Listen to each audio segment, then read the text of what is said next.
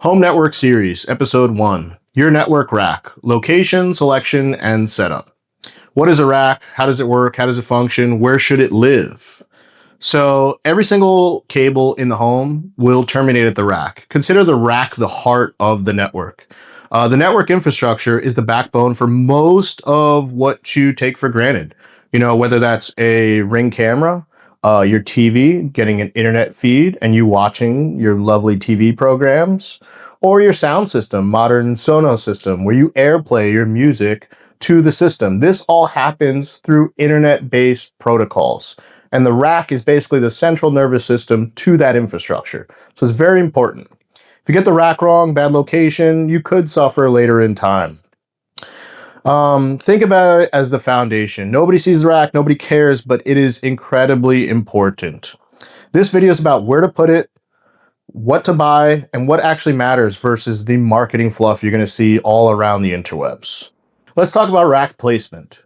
Ideally, rack should be centralized in the home due to the copper distance limitation. So cat cable or copper cable can only run to about 300 or 330 feet maximum. This rarely becomes an issue, and it only starts to become an issue, and I would say homes around 4,500 to 6,000 square feet. That's when you get into a second rack situation due to the copper limitation.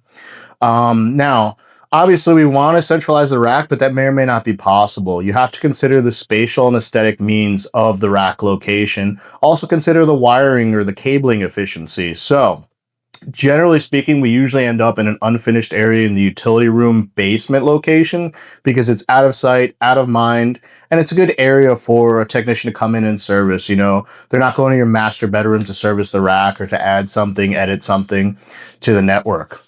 Now, the other consideration is that an unfinished area is going to be much easier to pull all the cables back to. And finally, you may or may not want a rack, sitting in your living room, for example. Next, let's talk about thermals. The rack should be located in a thermally suitable location of the home. That means no closets, no sealed closets. There should be HVAC running to this location, no garages, no attics. Clients do ask us to put switches in attics, and we tell them, no, we can't do that. It's not thermally suitable. Closets are sealed. They have no HVAC running to them.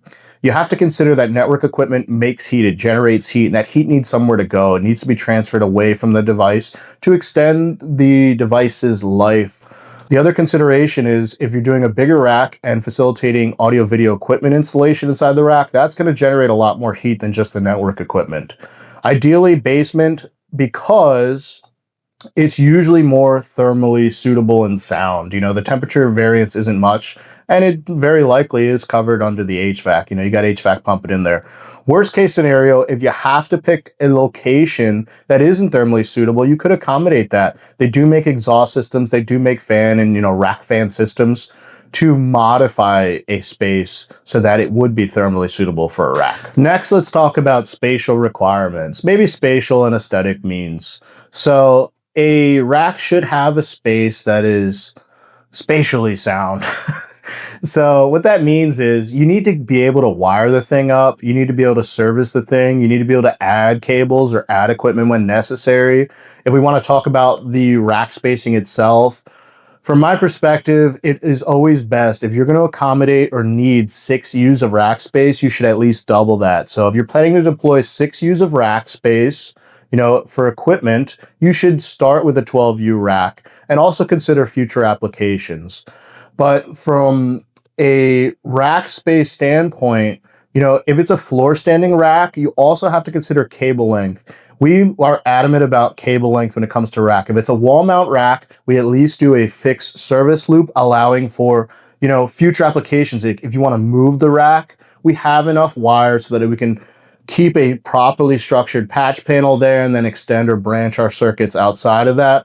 But if it's a floor standing rack, you want enough length on those wires so that you can move the rack, you can clean, you can modify the room, upgrade the room. If you're adding a new floor or doing some wall trimmings or something like that, you want the cables to be long enough to accommodate the floor standing rack, and you want enough space so that you can actually wire the cables professionally, service the rack, add or remove equipment properly. Let's talk about a few additional considerations for a rack. So aesthetic means appearance matters. So what that means is you may or may not want the rack in a living room, for example. They do make different style racks. Some are skeletons, which are pretty ugly, very easy to wire, very installer friendly, but they're very ugly. So you may consider a fully enclosed rack, with a glass door, all metal door, or perforated door if you want better thermals. Utility room is almost always best because it's out of sight, out of mind. Nobody ever sees the thing, has to deal with the thing. And then you could bring your rack cost down by doing a skeleton rack in the utility room because aesthetics don't matter as much in that room. So that's, I think, a high key consideration. The other thing is sound matters. So racks and rack fans, they make noise. You can mitigate the noise by replacing the fans with a much higher class of fan, maybe something from Noctua I could recommend because they make fantastic stuff, very quiet cooling.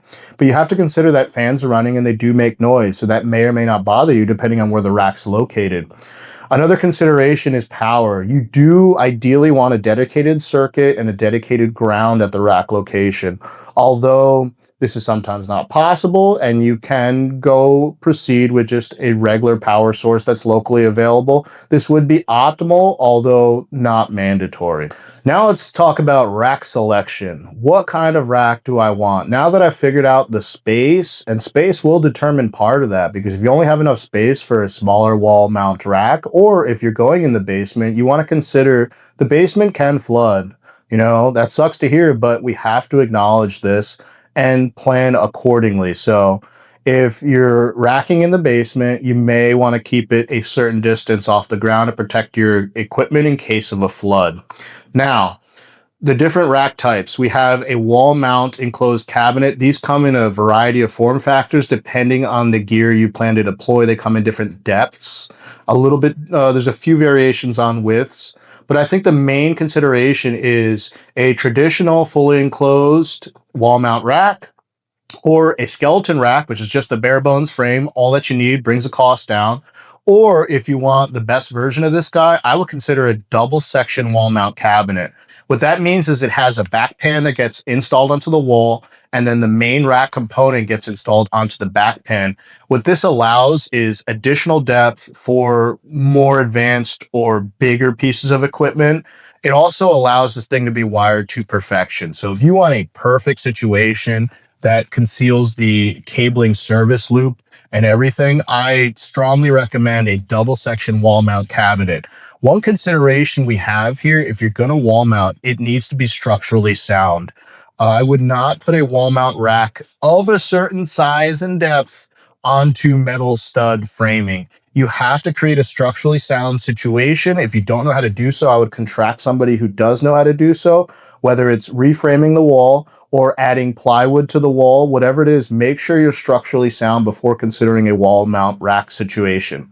Typical size is 6U, 9U, 12U. I think you can go up to 18 or 24U on a wall mount. Obviously, the bigger you go and the more depth you have, especially if it's swinging off the wall with a double section cabinet, you need more structural stability in place.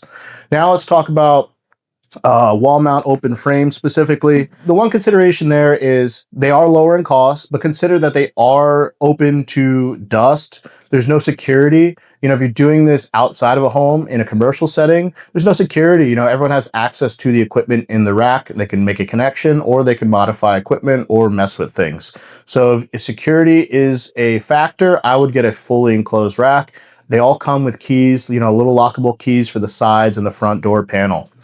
Now, I think the final consideration is a floor standing rack. Floor standing racks come in a variety of different kind of flavors. So you have your traditional 4-post floor standing rack. You can get it with or without caster wheels. You can anchor it to a stone floor if you so desire. I prefer casters. That way it is malleable, accessible, movable. That seems to be the best approach for most applications. And then you also have a 2-post rack, which is more traditionally for commercial settings. They're super easy to wire. They're very unstable though. You definitely have to anchor those to a stone floor to accommodate larger pieces of equipment that will offset the balance on these guys. Now, price ranges do vary with all these guys. Obviously, the bigger rack you're going to get and the higher quality rack you're going to get means the price is going to elevate. I would consider the strongest point of contention here is how much rack space you need, as far as the U count, how much depth you need for the equipment, the depth of the equipment. But besides that, you don't need to go crazy on a rack. Just get what you need and save your budget for the more important aspects like network pieces, for example, or, professional structured cabling. Okay, so now let's talk about rack sizing. So you may not be familiar with rack sizing. They're measured in U's. A U is about 2 inches. So 1 U of space is about 2 inches. So put that in your head. And what you need to know is network equipment, especially in the more prosumer and professional grade of network equipment, it's also measured in U's. So if you order a network switch and it says 1 U, that means it's going to accommodate 1 U of space within that rack cabinet environment. So what you need to do is figure out what you want or need for networking pieces and add those up. If you have 2 switches, that's 2 U's. You have a gateway, that's 1 U. You're at 3 U's. If you have 24 cables, that's 1 patch panel or 1 U of space, because 1 patch panel, 24 ports is 1 U. Then you would need a total of 4 U's.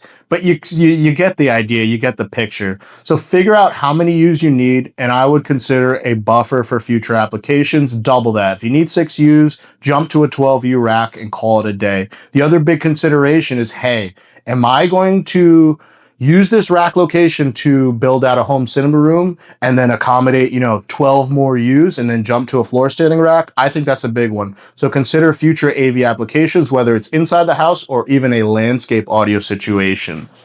Okay, buddies, so we've covered all the vital pieces and components about a rack, where they should go, where they should live, and what kinds of racks there are available to you on the market. I wouldn't take this decision lightly, because wherever you put the rack, that's where it's going to live, that's where it's staying.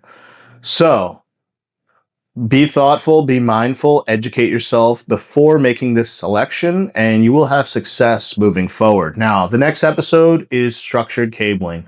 We're going to talk about cabling for a residential application, how to cable, what cable to use, and what to cable for. Building, renovating, or you're just tired of Wi-Fi cutting out every time you walk around the house or get to a certain portion of the house, stay tuned for next week's video. Happy to deliver for you guys, and thank you for watching.